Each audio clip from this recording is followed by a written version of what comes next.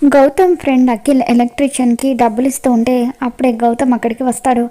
ఎవర్రా ఇతను అని చెప్పి అంటూ ఉంటే, ఇతను ఎలక్ట్రీషియన్ రా, మన హాస్పిటల్లో ఎప్పుడు ఏ సమస్య వచ్చినా ఇతనే రిపేర్ చేస్తూ ఉంటాడు. నిన్న రాత్రి ట్రాన్స్ఫార్మర్ పేలిపోయింది, అలాగే జనరేటర్ కూడా పనిచేయలేదు కదా, ఇప్పుడే అతను అదంతా కూడా రిపేర్ చేశాడు అని చెప్పి అఖిల్ అంటూ ఉంటాడు. ఇక దాంతో గౌతమ్ రెండు ఒకేసారి పని చేయకపోవడం ఏంటి, ఇదంతా చూస్తూ ఉంటే ఎవరో కావాలని చేసినట్టుగా అనిపిస్తుంది అని చెప్పి అంటూ ఉంటాడు. అవును సార్, ఇదంతా కావాలనే చేసింది అని చెప్పి ఎలక్ట్రీషియన్ అంటూ ఉంటాడు.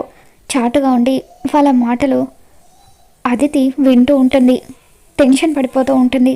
ఎలక్ట్రీషియన్ గౌతమ్తో, ఈ హాస్పిటల్ మొత్తానికి కూడా పవర్ సప్లై చేసినా కూడా ఎప్పుడు ఆ ట్రాన్స్ఫార్మర్కి ఏ ప్రాబ్లం రాలేదు, అసలు లోడ్ ఎక్కువ అయ్యి ట్రాన్స్ఫార్మర్ పేలిపోయే అవకాశమే లేదు సార్, ఇదంతా కావాలని చేశారని చెప్పి ఎలక్ట్రీషియన్ అంటూ ఉంటాడు.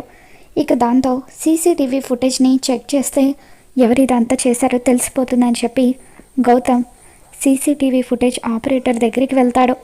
నిన్న రాత్రి ట్రాన్స్ఫార్మర్ దగ్గరికి ఎవరు వెళ్ళారో, ఎవరు దాన్ని పేలిపోయేలాగా చేశారో ఒకసారి చూపించండి అని చెప్పి గౌతమ్ అంటూ ఉంటాడు.